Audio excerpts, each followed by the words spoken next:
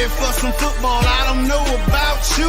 Who else could it be but your man Lou? Yeah. The LouieTeeNetwork is powered by MusicHead University. MusicHeads, classes in session. Turn me up. Enroll on YouTube now. Link is in the description.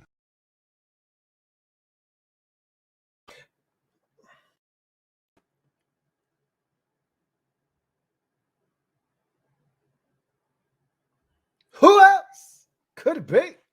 For me, your man, Louie T. Welcome to Thursday Night Football Overtime. The final Thursday Night Football Overtime of the season as the Cleveland Browns clinch a playoff berth over the New York Jets, 37-20.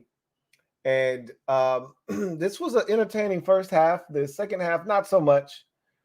Keep in mind, only 6 points were scored in the second half of this game. This was a 34-17 score at halftime.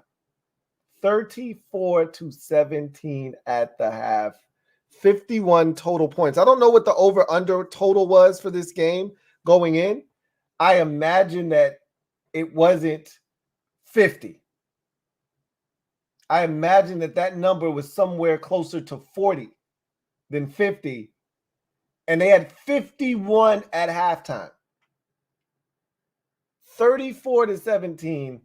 Only 2 field goals on each end, or a field goal rather on each end, totaling 6 points was scored in the second half. But Cleveland had done enough damage for a full football game in the first half, led by the resurgence of one Joe Flacco, my guy, Joe Cool. You guys who have been with me for quite some time know that one of my favorite non-Commanders players in the league has been Joe Flacco. You know, I cape for Joe Flacco. There's a lot of Flacco hate out there. And I'm not telling you Flacco's the greatest quarterback of all time, but I'm telling you he's one of the coolest mother effers of all time. When the pressure is its greatest, Joe Flacco is his greatest. That's why he is tied with Joe Montana for the most road playoff victories in NFL history with 7. And he may get an 8th and take that record all by himself this year with the Browns, depending on what happens. I don't see the Ravens losing that division to the Browns, but you never know, right? The Ravens lose to the Dolphins somehow, and now that Week 18 matchup comes down to those two teams. Ravens would have to then beat the Steelers. Bengals would have to, or the Browns would have to beat the Bengals. But again, we will see what happens. Flacco was fantastic in the first half. And yes, there were some risky passes in there. That's what you get with Joe Flacco. The thing I don't care about the thing I love about Flacco is he just doesn't give a shit. He's going to fire that bitch in there. And whether it gets picked off or his guy catches it or not, it's Joe Flacco, man. That's the essence of Joe Flacco and why you got to love him. He's got a big arm. He's not afraid to use it. Yeah, sometimes he doesn't use discretion and throws caution to the wind, as he did when he threw it to Elijah Moore, and it should have been picked off. And Elijah Moore fought for that thing. It bounced into the air, and Elijah Moore was able to catch it and get up the field. That should have been picked off, and he did throw a pick, obviously.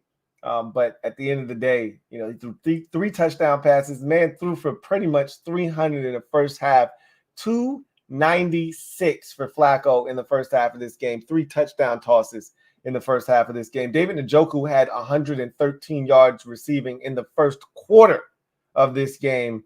And you know what I was thinking, you know, if you're a Commanders fan out there, you probably can definitely get with this. I was thinking to myself, Logan Thomas could never. Boy, do we need a tight end. This shit is old, man. This slow-ass, unathletic tight end shit. John Bates, Logan Thomas. This shit is old, bro. Watching David Njoku catch a simple underneath pass on 3rd and 14 and young man rumble for 36, because he was fast enough to split the defense. Logan Thomas would have never been able to get there, and he would have been tackled 4 or 5 yards short of the first down, right? Watching the Joku and watching some of these athletic freaks at the tight end position, I just want one, man. Can I just get mine? Damn, I just want one, right? And it doesn't have to be Brock Bowers.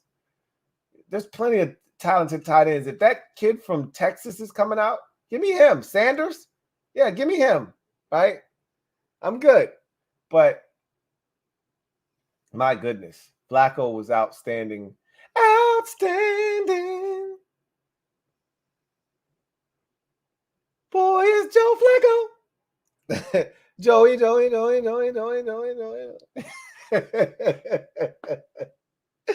I'm showing my age. Hey, man, Joe was on one tonight, and he's been on one since he came back. And I said this already on the podcast, probably maybe 4 or 5 episodes ago.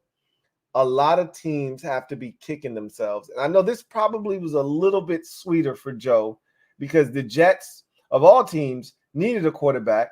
He was with that organization. He didn't play well. It seemed like his career was over there. And they made and Robert Saleh came out earlier this week and said it was an organizational decision to not bring Joe Flacco in and to not bring him back after having the injury to Aaron Rodgers and having the struggles with Zach Wilson.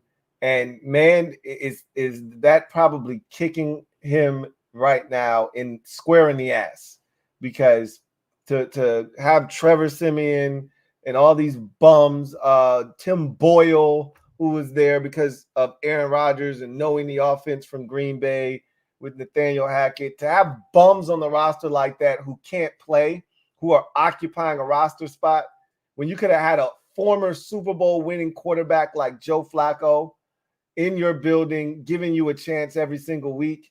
Man, that must have been so sweet for Joe Flacco to go in there and kick their ass and cement a playoff spot, beating the team that pretty much said, nah, you're not good enough to play in this league anymore, and didn't give him the call. He was waiting, and he knew with all the injuries. Someone had brought this up earlier this season about all the injuries to the starting quarterbacks in the league and said, man, is this the most injuries we've ever seen? Is this the year of the backup?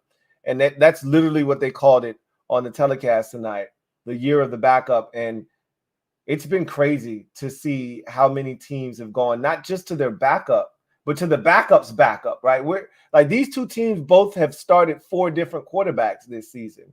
And they're not alone. There are other teams that have started 4 quarterbacks. There are other teams that have started 3 quarterbacks. Most teams have started at least 2 quarterbacks this season. And to watch Joe Flacco kind of just sit off to the side, nobody want him, doesn't get a phone call to join someone's practice squad until November 20th, literally 4 days or 3 days or whatever it was before Thanksgiving. You're talking about week 12, essentially. He didn't get a phone call until week 12 with all the injuries in the league. Let that sit in your brain. Let that marinate for a second. With all the injuries, key injuries to quarterbacks around the league, nobody thought it was a good idea to call up Joe Flacco. And I look, we can sit here and play this game. It's not like Joe Flacco was tearing it up the last time we saw him on an NFL field. I get it. But Carson Wentz got a phone call from the Rams before Joe Flacco got a call.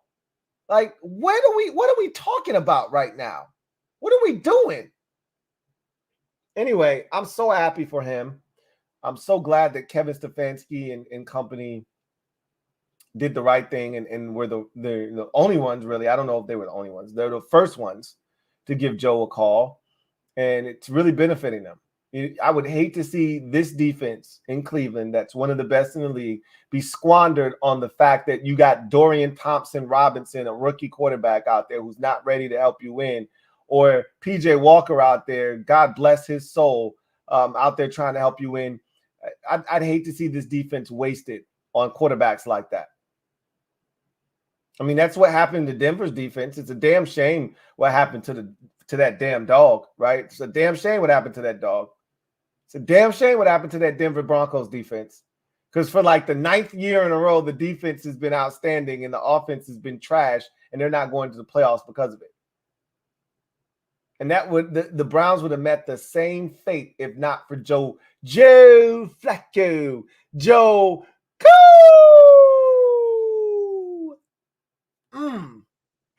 coming in and saving the damn day. And I would argue, and I get it, Watson's legs are a big factor. I argue he's been better as a passer. He's been better than Deshaun Watson this season. Obviously, Watson was 5-1, so he was finding ways to get it done. But that shit wasn't pretty. And I don't know if it was sustainable. That shit Watson was doing. But hey, it is what it is. Watson got you 5-1 in his 6 starts, and Flacco picked up where he left off. Flacco's now 4-1 as the starter for the Browns, and this is his 4th straight game of over 300 yards passing. Man got off his couch, got a couple of warm-up weeks on the practice squad, came in cold off the bench and started slanging darts out this bitch. Was killing the damn Jets tonight. With no Amari Cooper. Lost Elijah Moore, so your top 2 wide receivers gone. And Moore didn't get hurt until the 3rd quarter. I get that, but still. For him to do what he did without Amari Cooper, who set a Browns franchise record last week with the amount of receiving yards he had, speaks volumes to just how locked in Joe Flacco is right now. And some credit has to be given to Kevin Stefanski for what he's done this season with all the change, with all the turmoil, with losing Nick Chubb, with losing Deshaun Watson, with having the struggles of your backup quarterbacks coming in, and to keep this thing together. You've had injuries on the offensive line. You've had injuries to the defense. And to keep this team playing the way that they've been playing and not just be competitive, but winning ball games, it's a testament to the job that he's done this season. And they clinched a playoff berth. I love the fact that they got that done because people left them for dead, me included. When Watson went down, thinking if you're going to be rolling out Dorian Thompson-Robinson or PJ Walker the rest of the season, you stand no chance to make the playoffs. And they called in the old reliever out of the bullpen. They called it, hey, get Flacco, bro. And Cool came in, did his thing, and now this Browns team is 11-5 and still has an outside shot. It's a slim one, but it's a shot nonetheless to win the AFC North division if Baltimore were to slip up the next 2 weeks. So unbelievable story with Flacco at home with the kids, waiting for the phone call, working out with his brother and dad, and knowing that with all the injuries, somebody was going to come call and didn't know who, didn't know when the call was going to come, but he stayed ready. You ain't got to get ready if you stay ready. He was ready, and now you see what Flacco's been able to do for this Browns football team. Huge shout out to Ford, the second-year running back out of Cincinnati. Jerome Ford has been absolutely magnificent in the absence of Nick Chubb. What they've gotten from him, and obviously they brought in, with the Chubb injury, brought in Kareem Hunt, and he's been really good inside, the 5-yard line or so in the red zone, really, as a runner. 9 rushing touchdowns, added another one tonight. They just found ways to continue to be very effective in the run game, and again, that's a testament to Bill Callahan and his ability to run the football, one of the best offensive line coaches in the game, and that group that they've invested in up front. Even with some of the injuries that they've had, they've still been ultra effective. They really neutralized the Jets at the line of scrimmage, especially in the first half, whether it was Flacco dropping back to pass and having enough time to deliver the football, or opening up huge rush lanes for Jerome Ford in the run game. They were very effective, have been for most of the season, and they continue to be very effective within the scheme of what Kevin Stefanski is trying to accomplish. And I can't say enough about this defense. Jim Schwartz is one of the better defensive coordinators in the league. Everywhere he goes, it seems like good defense follows, and he's gotten a lot out of this defense, even with the injuries. Watching guys like Greg Newsome and Myles Garrett, my goodness, he is a load to deal with. When he's right, there aren't many better in the game. Some of the get-offs that we saw from him tonight, are you kidding me? Like one of them, Trevor Siemian actually took off and ran. He had no choice. He timed up the snap and ran around the tackle before he even got out of his stance. It was like, there's no way he's not offsides. There was no flag, and he wasn't offsides. It was just an incredible jump, and he's so explosive. But by the time that tackle got out of his stance, he was halfway to the quarterback already, and Trevor Siemian had no choice but to run.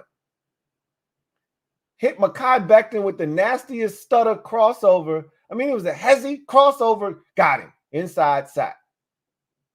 This dude is ridiculous, man. Jeremiah Wusu-Koramoah is nasty at the linebacker position. You know, they get contributions from some of everybody. Rookie safety, you know, out of Alabama, picks it off, takes it the distance.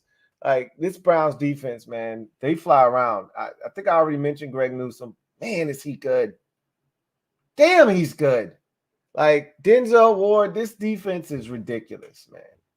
And no Grant Delpit, no problem. You know, we'll just rotate in different safeties. We'll get the job done.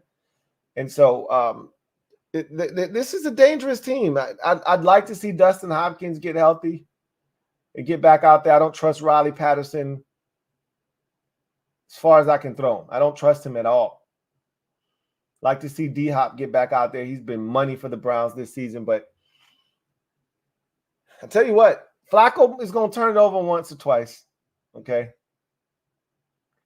But if that comes with 3 touchdowns like it has pretty much the last 2-3 weeks, you'll take it.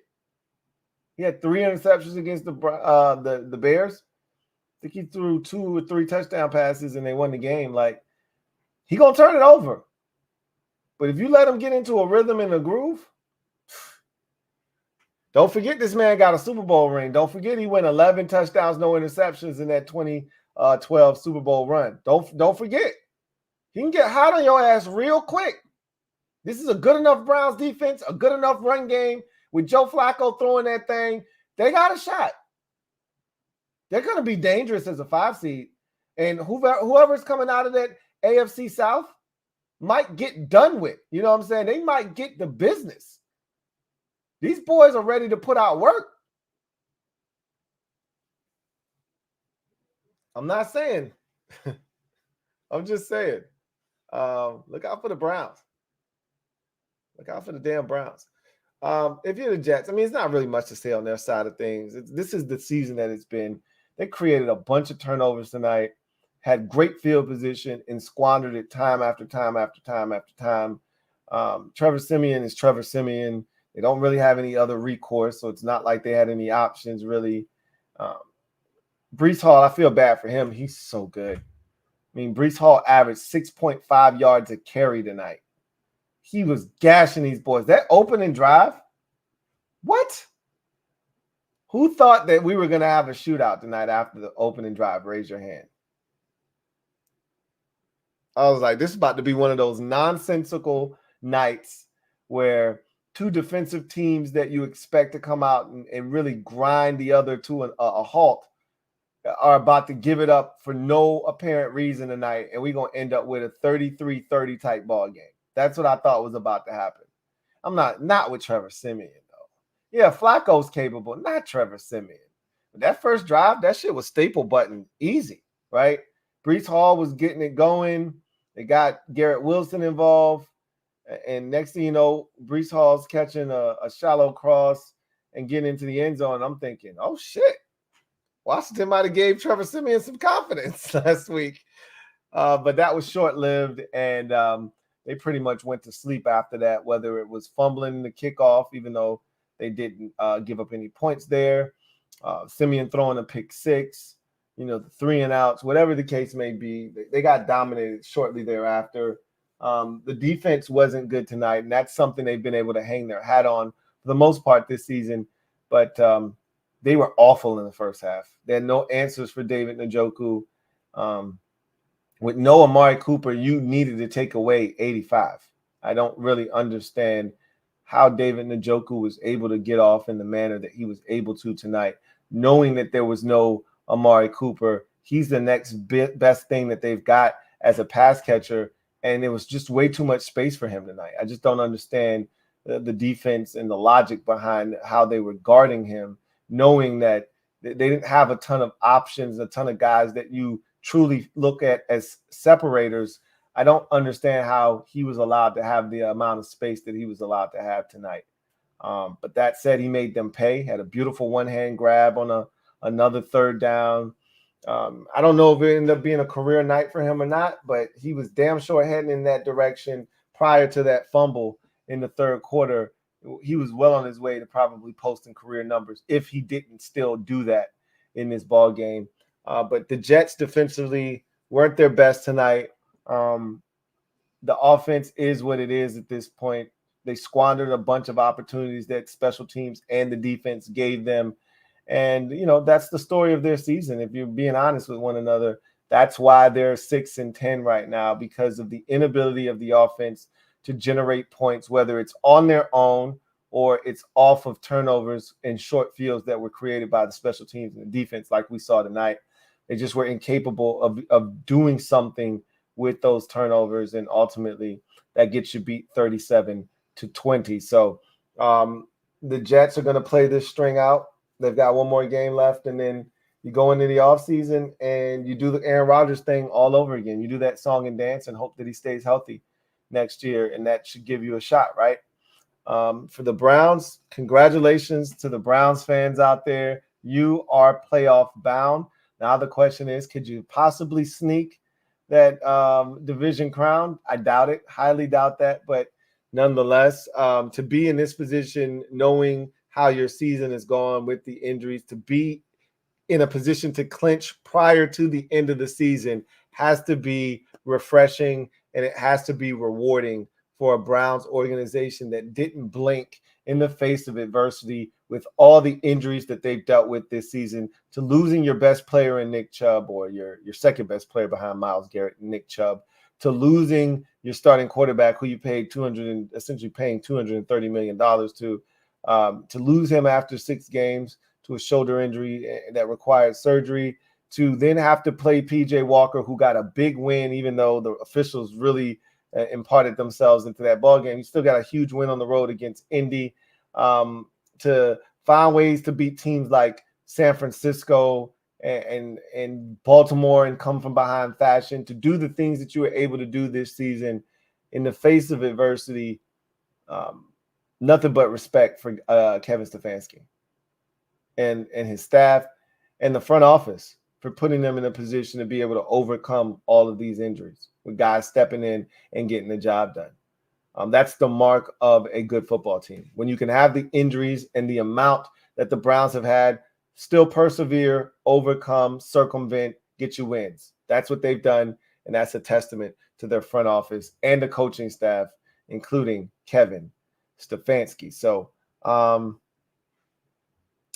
let's get to the comment section, because I ain't going to hold y'all long tonight. I really am not. Mike Jink, thank you for the super chat. Greatly appreciate you. Thank you for being a member of the MOBB, who writes, Lou, you watch any NFL podcasts? I like KJ Wrights. I really don't. I'm not, like I told you, I'm not a big social media dude.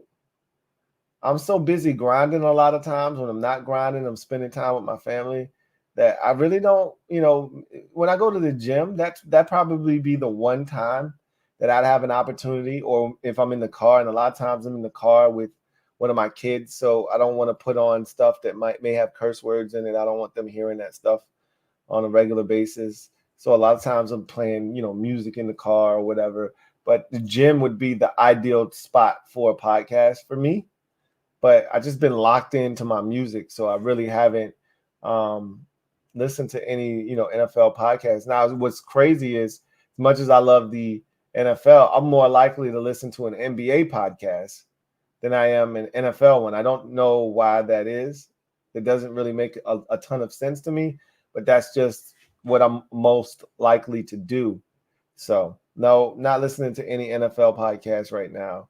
But every now and again, I dibble and I dabble. I might catch Rich Eisen's if it's a good segment that intrigues me, or Chris Long's podcast, or it's the Green something, right? I'll catch that from time to time. But I'm not really listening to anything in particular. Like there's nothing that I used to listen to the Kevin Sheehan Show podcast every day religiously. I haven't listened to that thing in probably 2 years now. So, and that was the one that I always listened to. So I don't think I have one now. Video channel. Thank you for the super chat. Greatly appreciate you. Thank you for being a member of the MOBB video channel. Writes Flacco for comeback player of the year. I don't know if he qualifies. I don't think he's playing in enough games, right?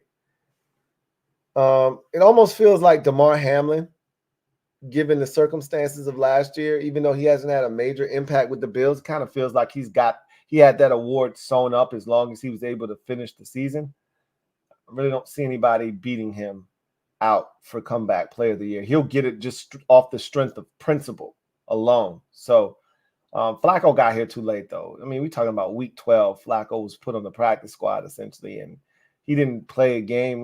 He was 4-0 or 4-1, so he started the last 5 games. So, I mean, I think week 12 was his first week in as the starter, if not 12, 13. Let's see, 13, 14, 15, 16, 17. So week 13 was his first week as the starter. So he's only started 5 games. I think you can make him comeback player of the year off of a 5-game sample size. But I think DeMar Hamlin has that thing sewn up like a tailor, honestly speaking. But we'll see. All right. I'm going to take a couple comments, and then we're going to get out of here. I see John Wynn lit up the comment section. We're not reading all of those. We'll get to a few of those comments from John. John says, I wasn't trying to hate on Russell Wilson from the previous video earlier. The only reason why I said Broncos country, let's cry, because the Broncos kept losing those 8 straight games. John Wynn also says, is Gary Kubiak still coaching for Denver Broncos? He would have kept Russell Wilson in the first place without giving him a bad attitude due to Russell Wilson's bad performance. I don't even know what that means, John. Really, if Kubiak was there, he is more of that Kevin Stefanski type of offense. He comes from that Shanahan tree. I don't know if Russ is a great fit for that or not. I think he's more of a better fit for that type of offense than Sean Payton's offense, where that Kubiak offense is more of a outside zone, heavy play action fake, which Russ does a great job with the deep ball. So I think that would be more of his speed than, some of the offenses he's been in the last 2 years with Nathaniel Hackett and then Sean Payton. So I don't think it's ever been a great fit for him in Denver. John also says, have Russell Wilson learned his lesson yet about not throwing the ball while he's at the 1-yard line? Don't know. Can't answer that. It's not like we've really seen him have a ton of opportunities to resurrect that. And again, it's the play call. Obviously he's probably got autonomy at the line of scrimmage, but he's not thinking about that. He's not thinking about that. I mean, of course he's thinking about what could have been had they won that Super Bowl. That would have been 2 in a row, and that would have changed the perspective and narrative on him as a quarterback. But he's not thinking about that when they're at the 1-yard line against the Tennessee Titans in week 6 of a season. He's not thinking about the Super Bowl play when he's at the 1-yard line. John Wynn writes, is Home Alone 1, the first one, better than the other Home Alone movies? Because I feel like the first Home Alone movie is more because it is way more funnier than the first 2. I don't even know what that comment is. John, you just typing stuff at this point. You just typing stuff at this point. Let's see. John says, I'm so happy for the Browns to make their second playoff appearance since 2020's COVID year. I am too. I'm actually excited for their fan base. I'm excited to see what they do when they get in there. This is Stefanski's second playoff appearance. He didn't get to coach the last time, so I'm excited for him to get an opportunity to taste, I think he coached against the Chiefs, and they almost stole that game. But I'm excited for him to get an opportunity because I don't think he gets the credit he deserves. He kind of quietly goes about his business in Cleveland, and it's easy for him to kind of get lost in the sauce when we start talking about some of the better NFL head coaches. I recently did a video on Bleacher Report listing the top head coaches, the top 10, and I gave him honorable mention because I do, think he's one of the better coaches in the league, just not top 10 worthy. But if you're talking about this season, and I think that was what was supposed to be the aim of that video. I think I didn't understand the assignment. If they're talking about the top 10 head coaches this season, Kevin Stefanski is definitely in the top 5. If that's what we're talking about this season, that's how good he's been, given the circumstances that he's been, having to deal with and the injuries he's had to circumvent. For them to be 11-5, despite their best running back, who's one of the best running back, if not the best running back, and I think with Christian McCaffrey doing what he's done, there's no way he's not the best back in the league. But Chubb, probably second best back in football behind Christian McCaffrey. Him to be out since week 2, for Watson to be out, essentially with only 6 starts under his belt, and the myriad of injuries that they've dealt with on the defensive side of football. They've dealt with offensive line injuries. Amari Cooper's hurt now, and yet they still find a way to keep on churning out dubs. Got to give him credit. And you just got to be excited for this Browns team. And I'm excited to see what they do when they get to the playoffs. Again, I'm a Joe Flacco fan, so he goes on the road. This is what Joe does. Nobody does it better than Joe Flacco in NFL history. In the playoffs, on the road, this dude is dangerous. I wouldn't want a piece. So I think they're going to get whoever wins the AFC South up out of there in the first round. I think they're going to get them up out of there. Red Wings 0-1. Right. So apparently Joe Flacco is back and in playoff form early because the script writers were like, sure, why not? This season's already effed up as is. Imagine if he beats Baltimore in the offs. That would be like the most ironic thing ever if he's able to defeat the Ravens in the playoffs. It would, like, his story would come full circle. That's an interesting dynamic that could exist. And as a 5 seed, very plausible that if the Ravens get the number 1 seed, they end up with the 5th seed, they defeat whoever wins the AFC South. The 6 and the 7 seeds both lose. They're going to Baltimore in the divisional round, and that's the same thing that happened to Baltimore in 2019 when Lamar Jackson was on that tear and won league MVP. They went straight. They came off the bye. Tennessee was red hot and blazed those boys and ended up in the AFC Championship game before losing to Kansas City. I'd hate to see that shit happen to them again, but if anybody can do them, we've already seen this Cleveland Browns team go to Baltimore down, 14, come from behind and win the game. We've already seen that happen, so we know they're fully capable. We know they're capable. Jado writes, member for 2 months. First and foremost, thank you for being a member of the MOBB, who writes, what up, Lou? What's up, Jado? Would you trade up for Caleb Williams? If you love him, you know how I feel. If you love a player and that player is available, you go get him, especially if it's a quarterback. There's nothing to talk about, but that's any position. If you love a left guard, if you love a wide receiver, if you love a running back, if you love a safety, and he's sitting there and you got a chance to go get him, go get him. If this next GM loves Caleb Williams and the opportunity presents itself, go and get him. Don't settle. Go get him. DJ23, thank you for the super chat. Greatly appreciate you. Thank you for being a member of the MOBB, who writes, it sucks watching other teams play good football. Not only does it suck watching other teams play good football, it sucks watching pieces of that team perform in the manner that they do, knowing that we don't have anything that remotely resembles what I've seen on the field. And I talked about Njoku earlier in the telecast. You know how many times we've talked about trading for David Njoku or getting him if the Browns didn't want him? Many times we talked about upgrading the tight end position, and all we have to show for it is Logan Thomas. Like, it's tough, man. And I know Amani Rodgers could potentially be back, and he could be everything that we've been looking for at the tight end position. But I'm not hinging my hopes on, an undrafted guy in Amani Rodgers who, that was his first time playing tight end last year and then got hurt for the entire season this year. And so he still has this learning curve and he still has to adjust. And when he comes back, it'll be a brand new offense that he's got to kind of get down pat while still continuing to try to hone his skill as a tight end. I just don't know if that guy can be what we want him to be.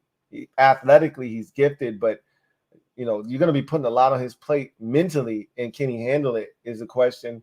We'll see. But, watching other teams play good football, for me, it doesn't suck. It just reminds me of how far we have to go or what areas we need to improve upon to be like some of the teams that we get to watch on the national stage on a weekly basis.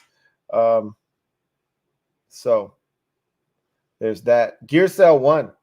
Thank you for the super chat. Greatly appreciate you. Thank you for being a member of the MOBB, who writes, don't draft Caleb. Saw him listening to go-go music wearing a wheat-colored turtleneck under a Durant jersey.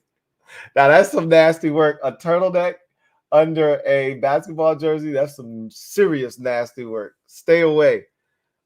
He did all of that, but he still jumped into his like a red Lambo, still jumped into that and pulled off, right? Talking about what did Lightning McQueen say? Ka-chow! Yeah. I don't know about that dude, man. I don't know. There seems to be a couple of red flags with him, but man, is he talented. I don't know. But boy, is he talented or what. Zoe Life, No Life writes, shout out to our boy Jaron Christian. You know what? That's crazy you brought him up because I saw him in on a run play when they went heavy personnel, and I saw Christian Sr., and I went, wow, he's still in the league. I should have known, though, because that was Bill Callahan's boy. So I should have known, but I was like, wow, Jaron is still in the league, getting the check. Hey, go Jaron. Go Jaron. I was excited. I ain't gonna lie. I was cheesing when I saw he was over there, on the field, still getting the check, man. So I did peep game on that. Cam G writes, I saw on the Christmas pod you and others were dissing next Friday. That's the best one out of the three from a comedic standpoint. Hey, Cam G, we can have this discussion all day, every day. Bro, you are so far off base. That next Friday, the second one, is not even close.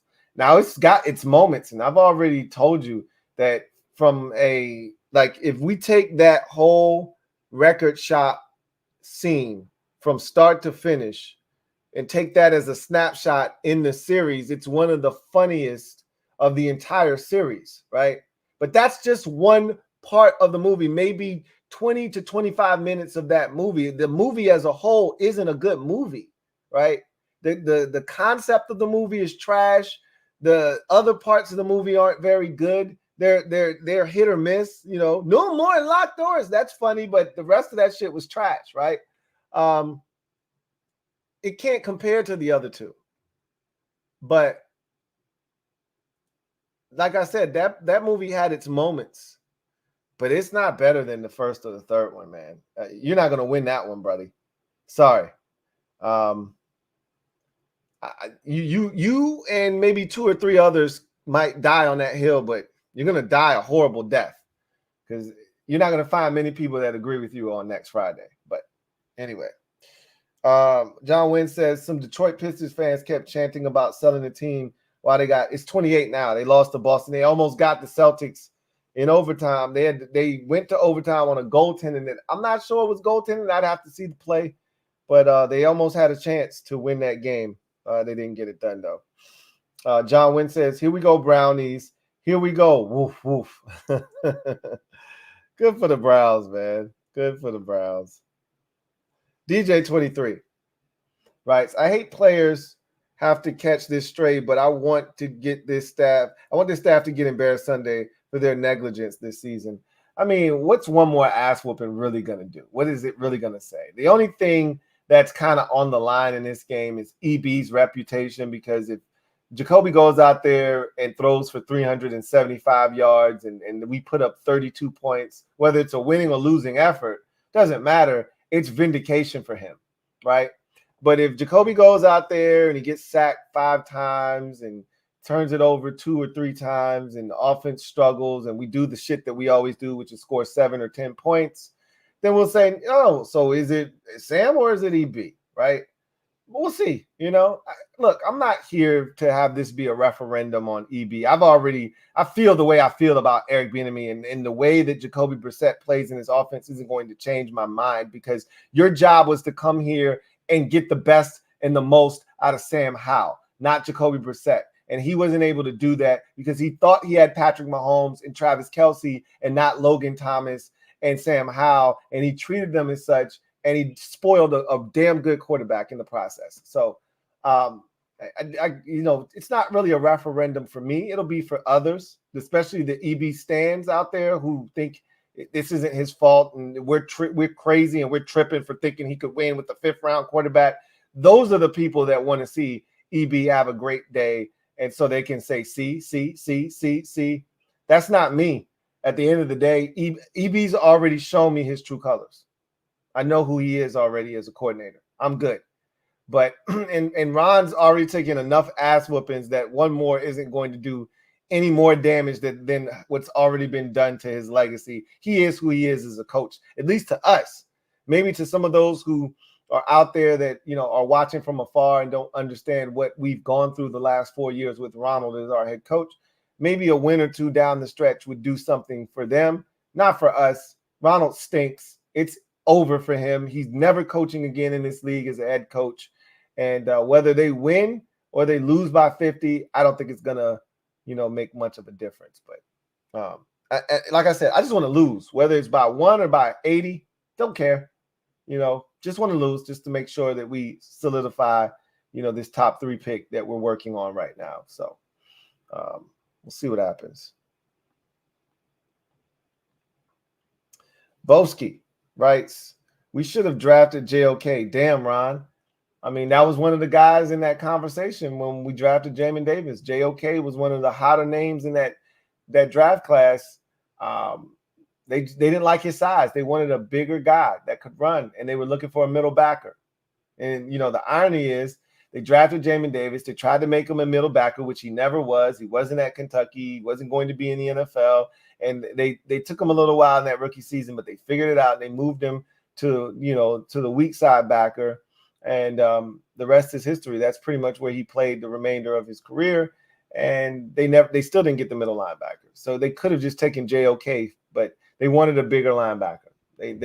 Jack was pretty adamant that he wanted size out there, which is why Khaleke Hudson could never get on the field.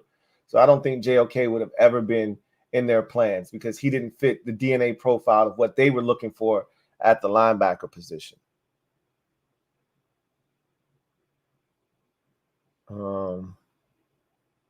Zoe Life, No Life writes, these reports on Washington interested in Caleb, stupid. We don't even have a GM.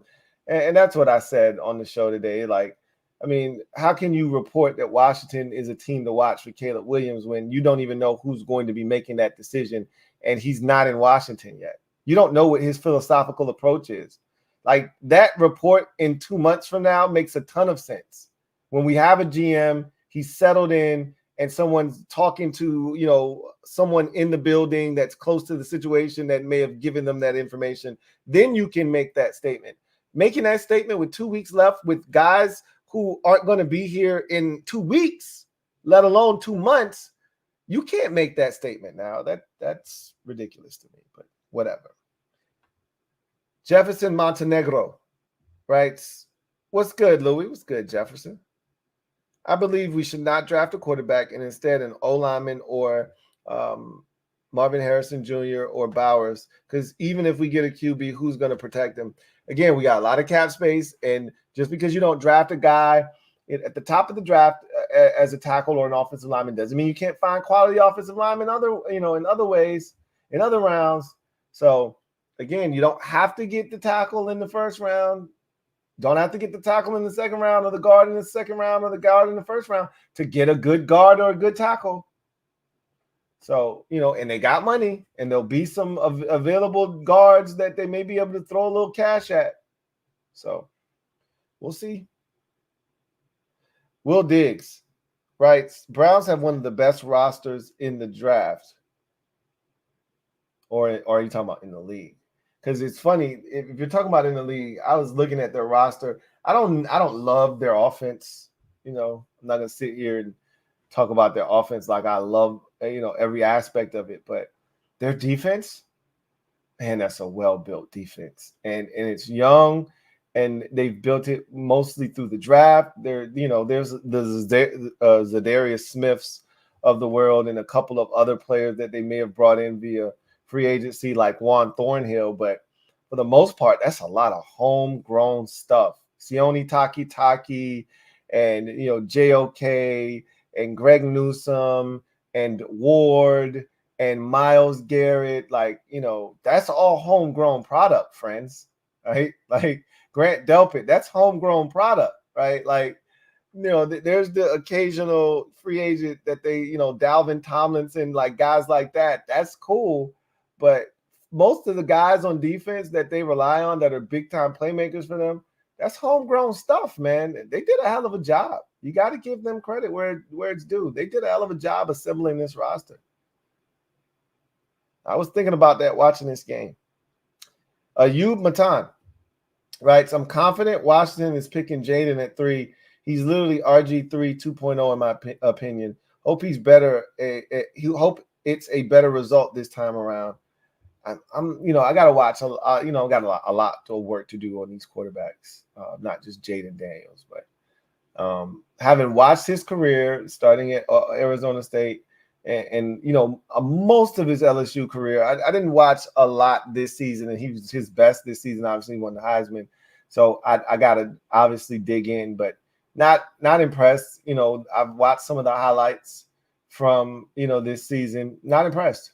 Not impressed with him. So we'll see, what he is as a quarterback, but not gonna lie to you, not overly impressed. Niners fan writes, Lou, I learned not to panic after the 3-game losing streak, but I was at the game Monday, and it was very disappointing to see all those interceptions, to say the least. The turnovers suck. You know what I call them? The great equalizer. The turnovers suck. And to have as many as you did in that game, here's the thing, and I've made this abundantly clear. When you're getting, off the field and you're getting held to 3 and outs and you're punting the football and you're being dominated, that's different. What you guys did to Philadelphia, to me, is more demoralizing than what you did to Dallas, for the most part, is more demoralizing than what was done to you in this game or what was done to you against Minnesota when you turn it over a whole bunch of times. When you turn the football over, you decrease your chances of winning exponentially. You did it 5 times, 4 when it mattered with Brock Purdy, but you were driving the ball. It's not like these turnovers occurred in your own territory. The first interception thrown was in the end zone, right?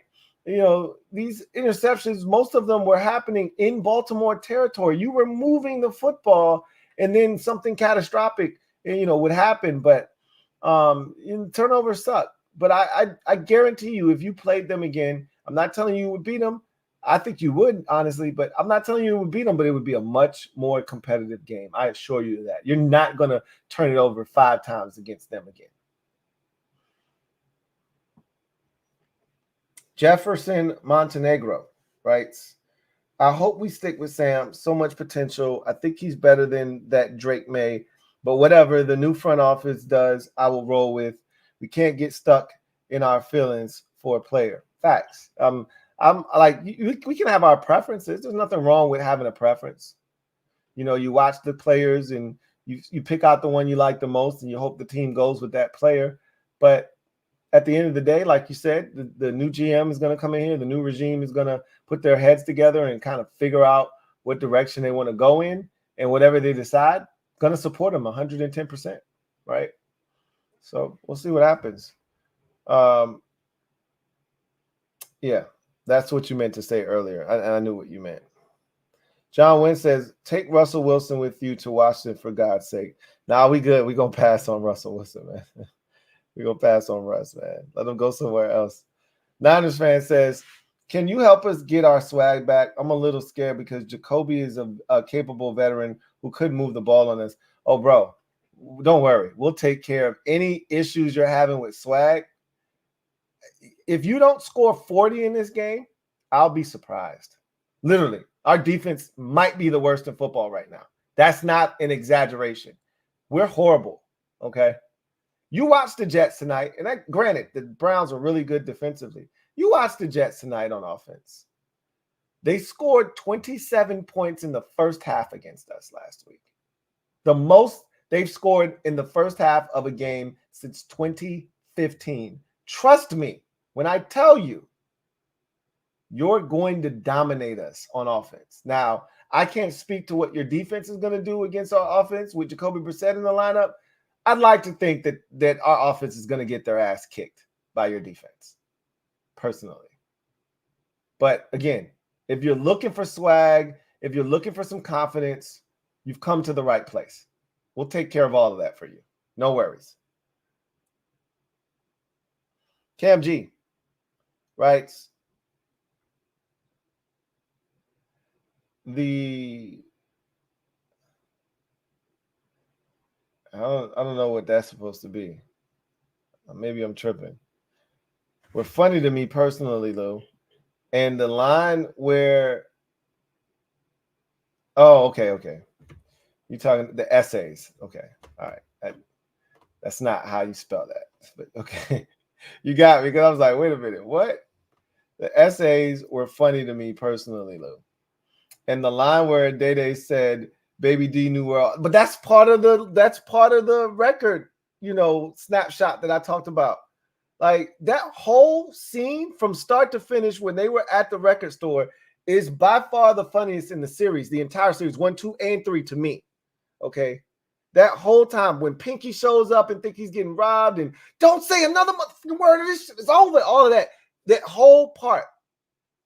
Hilarious, comedic gold. Okay. From outside getting chased, doing all of this shit. Like, here, baby D. Hey, look, it ain't even no rapper. You can get to it quicker. All of that shit is hilarious. Every single part of it.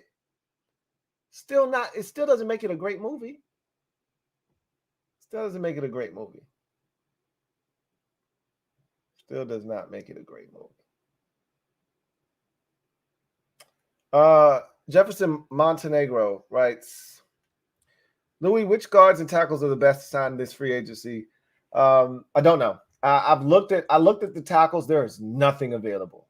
Now, guards, I'm not sure if I scoured over that well enough, but I'll tell you this much. There's always some surprise cuts, some guys that are going to make too much money that become cap casualties. So you can't, identify everything right now. You got to wait until we get closer to free agency to see what guys end up getting cut loose, because there are going to be some players where teams don't want to have them on the roster at the start of the new league year, or they'll be guaranteed X amount of dollars. So they cut those players, and those guys become available. And it sweetens the free agency pool just a bit to give you more options. We'll see when we get there. Right now, it doesn't feel like it's a deep free agency class of offensive linemen in general. Specifically, tackle is pretty bad, right? So we'll see what happens.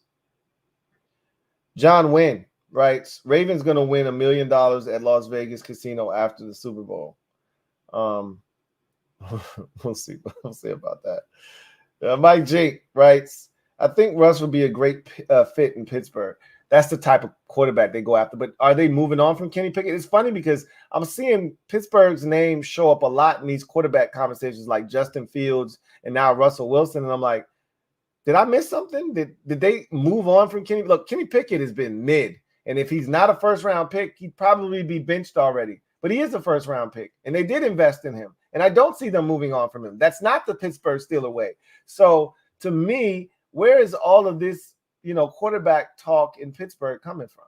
Because I haven't heard a peep out of the Steelers in this regard. And of course, they're not going to say anything, but I haven't heard a ton of rumors either regarding them. And they do a great job of keeping everything in house. If they're thinking about moving on, we'd never know about it until they do, right? When they traded Antonio Brown to the Bills initially, we had no clue about that thing. It happened out of nowhere, right? Anyway, we'll see what happens. Jefferson Montenegro writes, talking about swag, do you think that we lack the swag in this team in the sense of trash talkers, etc.? I think we ain't like that because of a culture and military background. Ron a bum. we really never have had. We've always been swagless. We've never been a team that, you know, walks like a champion, talks like a champion. We've never been a team that, you know, talk soft but carry a big stick, right? We've always been a team that's kind of been polite. You know, we don't force fumbles. We don't go after the football aggressively. We don't do the things that, you know, the difference-making teams do. We don't have, you know, some of those guys that, you know, are true difference makers. Whether you talk shit or not is irrelevant. Can you make plays? We just don't have enough of those dudes. Forget about the trash talking and the swag and all of that shit. Can you make plays? Just give me dudes that can do that. I'm fine. We just don't even have enough of those dudes, you know. That's the problem. Let's see if the Eagles security guard can get suspended at this Sunday's game again, because when I watch him get kicked out by the refs, it's pretty funny, to be honest. I actually think him getting kicked out was a good thing for him. He's been up in the suites, feeding his face and chilling, right? Mike Jank, right? Antonio Brown was a Bill. All I remember is Oakland, New England. Well, remember, they traded him to Buffalo, and he made a big stink about going to Buffalo. And Buffalo said, shit, that's how you feel? All right, fine, we don't want you then. And they rescinded the trade. So, because Antonio Brown did not want to go to Buffalo, right? This was before Stephon Diggs.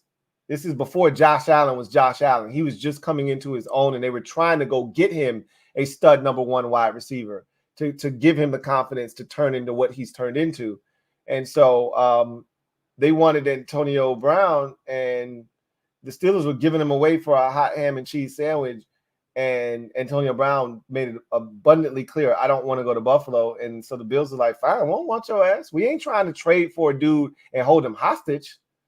You already a head case. We was trying to do you a favor. F you then. So that they rescinded the trade and ended up going out and getting Stephon Diggs. Anyway, that was the last comment. So we'll get out of here. Big win for the Browns, man. I'm happy for the Browns, man. 37-20. Browns clinch a playoff spot at 11-5. Flacco is coming here and stabilize that offense and giving this team hope that they can not just only make it to the postseason, but do damage when they get there. This defense is good. The run game is still very effective. And now Flacco slinging that thing. And the beauty of the situation is they'll know by next week whether they need to play Amari Cooper and some of these other guys that are on the mend. If they don't have anything on the line, you rest Cooper. You rest Elijah Moore. You rest up all of these guys that have nagging injuries. Get healthy and get ready for that wild card weekend matchup with the winner of the AFC South. I think they're in a great spot right now. Truly are. You know, the Browns are playing some good football. Sean Sims writes, we need a dog at middle linebacker. We've had years of Jags at the position. It's depressing.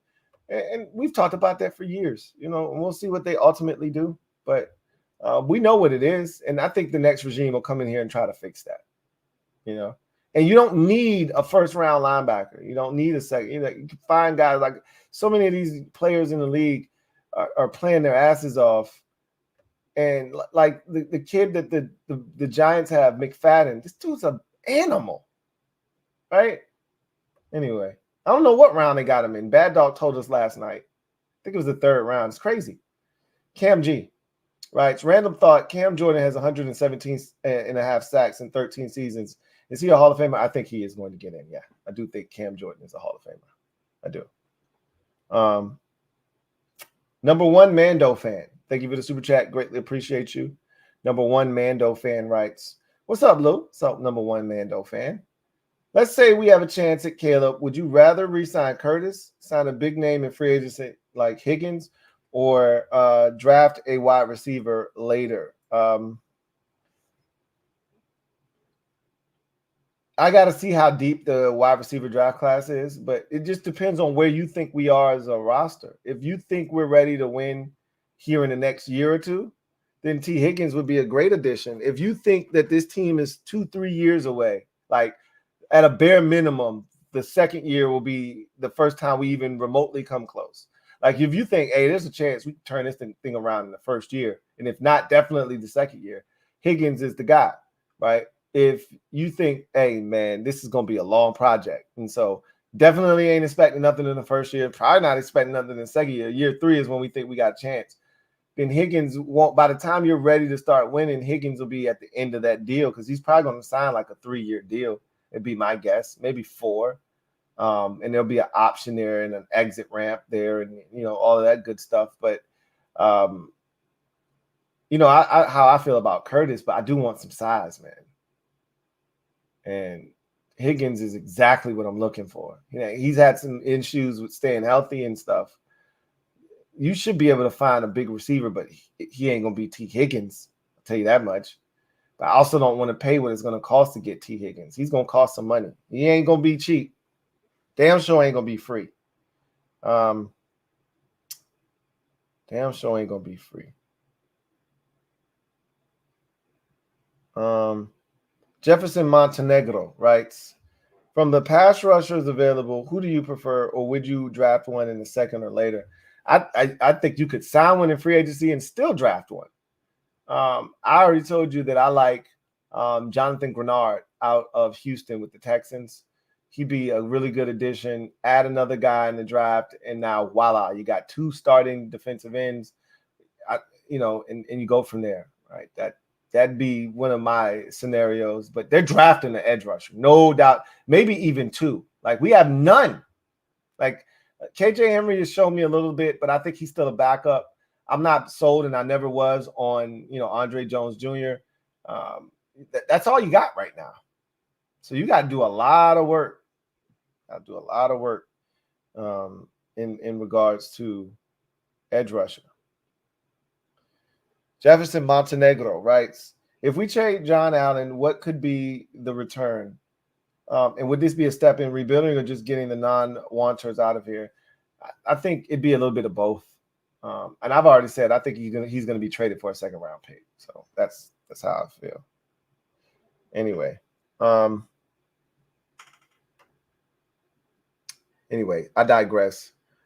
You guys enjoy the rest of your evening. Get out of here, and we'll reconvene tomorrow. Chop it up. I'm gonna try to jump on for a podcast tomorrow if I can. If not, then I'll make sure I get you my picks for the weekend, and you'll see me before New Year's. I'll jump on like I did last year, do a quick little New Year's shot with y'all, and all of that good stuff. So enjoy the rest of the evening.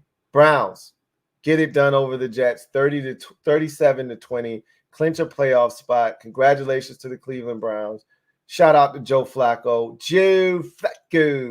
Joe Cool. Happy for him. Happy for the Browns. Happy for Kevin Stefanski. And the Jets dropped to 6-10 on the season. Y'all have a good one. God bless and good night.